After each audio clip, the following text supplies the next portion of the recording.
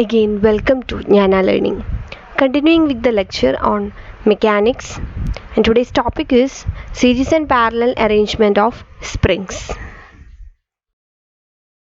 മറ്റൊരു സെക്ഷനിലേക്ക് നമുക്ക് കടക്കാം.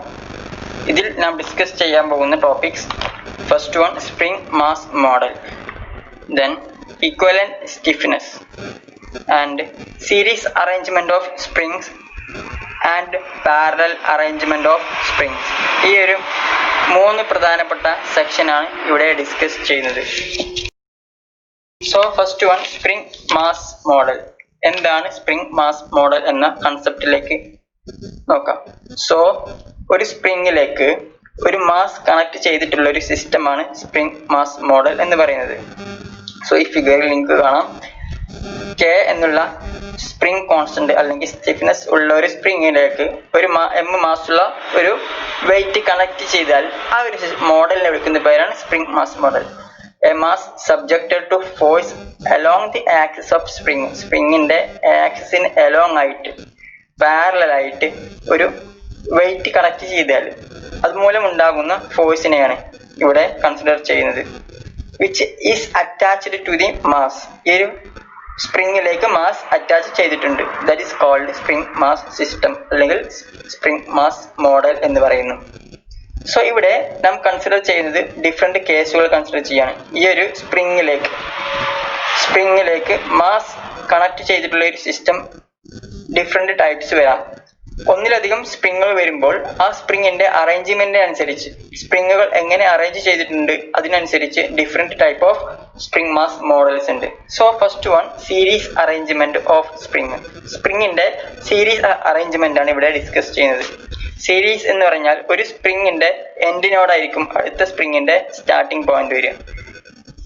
Such type of arrangement are called series arrangement of spring. If a spring are arranged at the end point of previous spring. If a spring are arranged at the end position of the or end point of the previous spring. അങ്ങനെയാണ് such arrangement are called series arrangement of springs.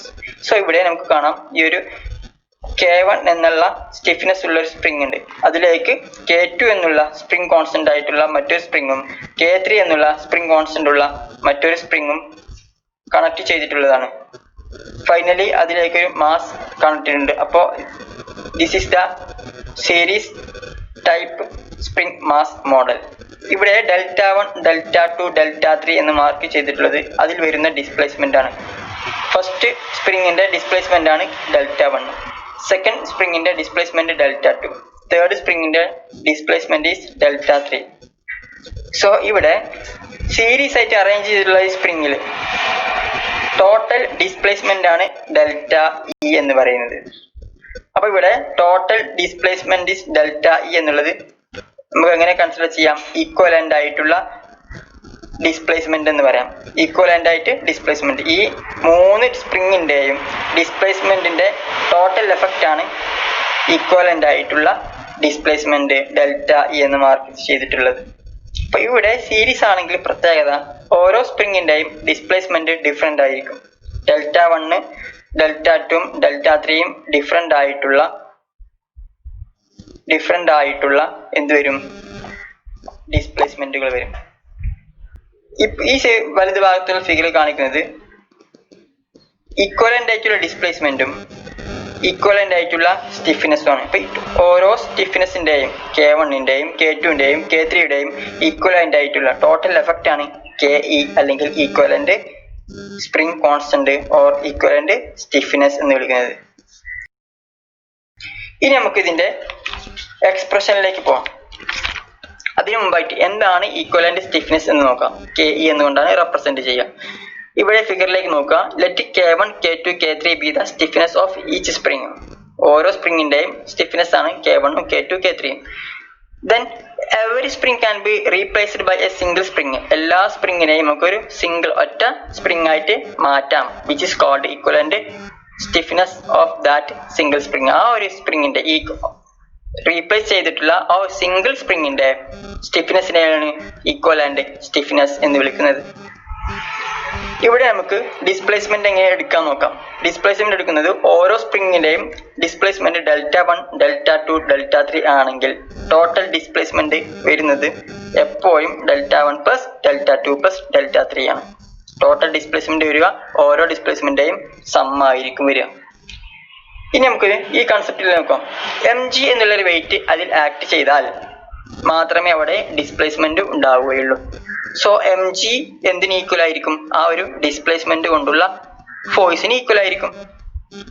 ഒരു wait കൊണ്ട് displacement ഉണ്ടായാൽ ഈ വെയിറ്റിന് equal ആയിട്ടുള്ള ഒരു wait opposite സൈഡിൽ വേണം. Equal opposite reaction ഉണ്ടാകുമെന്നാണ് ന്യൂട്ടന്റെ ലോ ഓഫ് മോഷൻ പറയുന്നത്. So mg equal to k into delta വരും. ഇതിൽ നിന്നും delta equal to mg divided by k കിട്ടും. ഇവിടെ ഒരു ഡെൽറ്റ മാത്രമല്ല ഉള്ളത്, ഡിഫറെന്റ് ആയിട്ട് ഡെൽറ്റ ഉണ്ട്. Δ1 ഉണ്ട്, Δ2 ഉണ്ട്, Δ3 ഉണ്ട്. ഇവരുടെയൊക്കെ ടോട്ടൽ എഫക്ട് ഒരു ഈക്വലന്റ് ഡെൽറ്റയും ഉണ്ട്. അങ്ങനെയാണെങ്കിൽ നമുക്ക് ഇവിടെ ഒരു ഫോഴ്സ് ബാലൻസിങ് നോക്കാം. ഇവിടെ mg ഡിവൈഡ് ബൈ ke എന്താണത്? എഫക്റ്റീവ് ആയിട്ടുള്ള ഡെൽറ്റയാണ്. ഇക്വാലിറ്റിയുടെ റൈറ്റ് ഹാൻഡ് സൈഡിലുള്ളത് ഓരോ ഡെൽറ്റകളാണ് അല്ലേ. Δ1 ഉണ്ട്, Δ2 ഉണ്ട്, Δ3 ഉണ്ട്. എന്താണ് Δ1? mg by k1. Δ2 എന്ന് പറയുന്നത് mg ബൈ k2. Δ3 എന്ന് പറയുന്നത് mg ഡിവൈഡ് ബൈ k3 ആയിരിക്കും വരിക. സോ ടോട്ടലി നമുക്ക് ഇവിടെ ഈ mg എല്ലാ സൈഡിൽ നിന്ന് എടുത്ത് കട്ടായി പോയി കഴിഞ്ഞാൽ ബാക്കി എന്ത് വരും? 1 by ke equal to 1 by k1 plus 1 by k2 plus 1 by k3 ആണ്. ഇതാണ് നമുക്ക് ഇവിടെ കിട്ടിയിട്ടുള്ള റിസൾട്ട്. ഇപ്പോ എന്ത് മനസ്സിലായി? സ്പ്രിങ് സീരീസ് ആയിട്ട് അറേഞ്ച് ചെയ്ത് കഴിഞ്ഞാൽ അതിൽ വരുന്ന സ്റ്റിഫ്നെസ് വാല്യൂ എന്ത് വരും? ഇക്വലന്റ് സ്റ്റിഫ്നെസ് എന്ത് വരും? നെറ്റ് സ്റ്റിഫ്നെസ് എന്ത് വരും? അതിന്റെ റെസിപ്രോക്കൽ ആയിട്ടാണ് എടുക്കേണ്ടത്. ഇനി മറ്റൊന്ന് സീരീസ് അറേഞ്ച്മെന്റ് ഇവിടെ പറഞ്ഞു.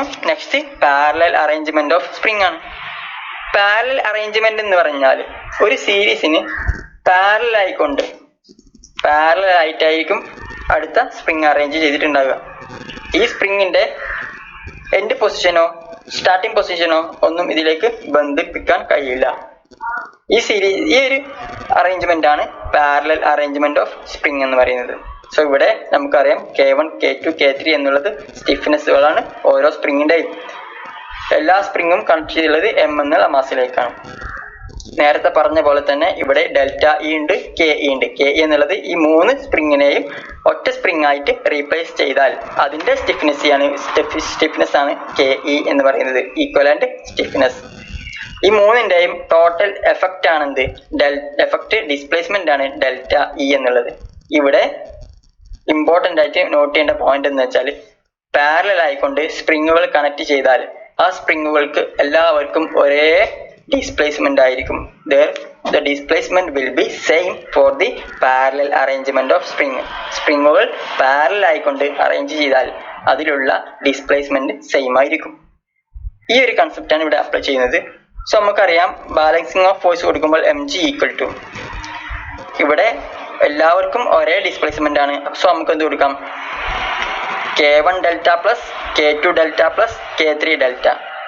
സോ ഒന്നാമത്തെ സ്പ്രിങ്ങിന്റെ ഫോഴ്സ് ആണ് k1 ഡെൽറ്റ, രണ്ടാമത്തെ സ്പ്രിങ്ങിന്റെ ഫോഴ്സ് ആണ് k2 ഡെൽറ്റ, മൂന്നാമത്തെ സ്പ്രിങ്ങിന്റെ ഫോഴ്സ് അല്ലെങ്കിൽ വെയിറ്റ് ആണ് k3 ഡെൽറ്റ.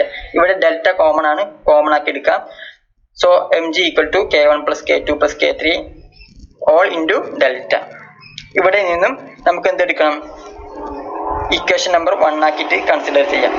ഇതുപോലെ നമുക്കറിയാം ഈക്വലന്റ് സ്പ്രിങ്ങിന് മാത്രമായിട്ട്, ഈ രണ്ടാമത്തെ ഫിഗർ നോക്കിയേ, ഈക്വലന്റ് സ്പ്രിങ്ങിന് മാത്രമായിട്ട് ഒരു ബാലൻസിങ് ഫോഴ്സ് ഉണ്ട്. എന്താണത്? mg equal to ke into delta e. അത് ഈക്വലന്റ് ആണ്.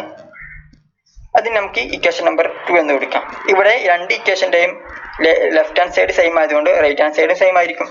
So ke into delta e equal to k1 plus k2 plus k3 all into delta എന്ന് കിട്ടും. ഇവിടെ നിന്നും ഡെൽറ്റ ഇ എന്നുള്ളത് എന്തിനാണ്? ഡെൽറ്റയാണ്. കാരണം എന്താ? പാരലൽ അറേഞ്ച്മെന്റ് ആണെങ്കിൽ ഡിസ്പ്ലേസ്മെന്റ് സെയിം ആയിരിക്കും.